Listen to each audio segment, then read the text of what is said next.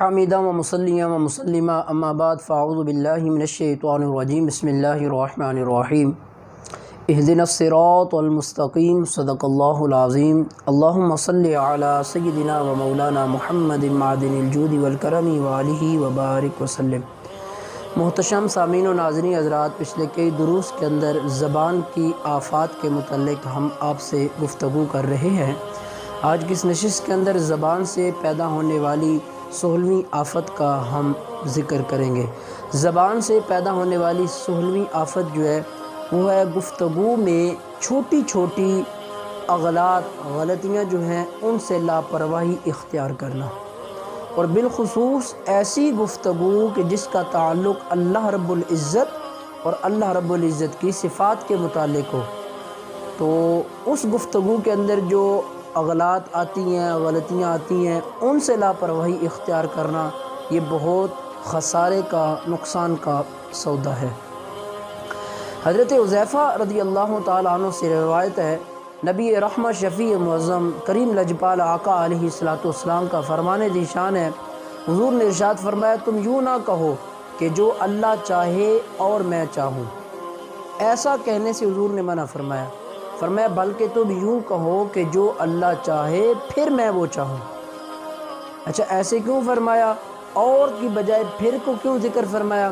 فرمایا اس لیے کہ یہ جملہ جو ہے کہ جو اللہ چاہے اور میں چاہوں، اس کے اندر شرک کا ایک وہم پایا جاتا ہے، تو اس وہم سے اپنے آپ کو بچاؤ اور اس وہم کے اندر دخل اندازی اسے بالکل پسند تم نہ کرو، اس سے اجتناب اختیار کرو۔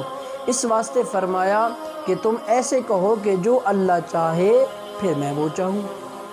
اس لیے حضور نے خبردار کیا کہ اپنی گفتگو کو اتنا سنجیدہ رکھو۔ ایک مقام پر نبی رحمت صلی اللہ تعالیٰ علیہ وآلہ وسلم نے ارشاد فرمایا، لا تقولوا للمنافق سیدنا فإنه إن يكن سیدکم فقد اسخطتم ربکم۔ حضور نے ارشاد فرمایا کہ منافق آدمی کو اپنا سردار نہ کہو، کیونکہ اگر وہ تمہارا سردار ہے تو یہ اس سے اللہ غضبناک ہوگا، اللہ کی ناراضگی تمہارے لیے ہوگی، تو منافق آدمی کو تم اپنا سردار نہ کہو۔ آپ اندازہ کیجئے کہ نبی رحمت صلی اللہ تعالیٰ علیہ وآلہ وسلم اپنے غلاموں کو، اپنے امتیوں کو گفتگو کے اندر ایسی اغلاط سے کس قدر بچنے کا فرما رہے ہیں۔ فرمایا لا تقولوا، ایسا تم کبھی نہ کہو۔ کیوں؟ اس لیے کہ اس سے اللہ غضبناک ہوگا، اللہ ناراض ہوگا، اور اگر اللہ ناراض ہوا تو پھر تو ہمارا سب کچھ تباہ ہو جائے گا، سب کچھ ختم ہو جائے گا۔ اسی طرح میں آپ سے یہ بھی کہوں گا کہ ہمارے گھروں کے ماحول کے اندر، ہماری اپنی گفتگو کے اندر ایسے کلمے بولے جاتے ہیں، ایسے الفاظ کا چناؤ کیا جاتا ہے کہ جو اللہ کی شان کے بھی خلاف ہوتے ہیں، اس کے رسول کی شان کے بھی خلاف ہوتے ہیں، اور اس کے رسول کے محبوبوں کی شان کے بھی خلاف ہوتے ہیں۔ تو ہمیں ایسے الفاظ سے، ایسے جملوں سے اجتناب برتنا ہوگا اور پرہیز کرنی ہوگی، اپنے آپ کو بچانا ہوگا کہ جن جملوں کے اندر اللہ اور اس کے رسول اور اس کے محبوبوں کی شان کے اندر بے ادبی اور گستاخی والا شبہ پایا جاتا ہو، ہمیں ان چیزوں سے اپنے آپ کو بچانا ہے۔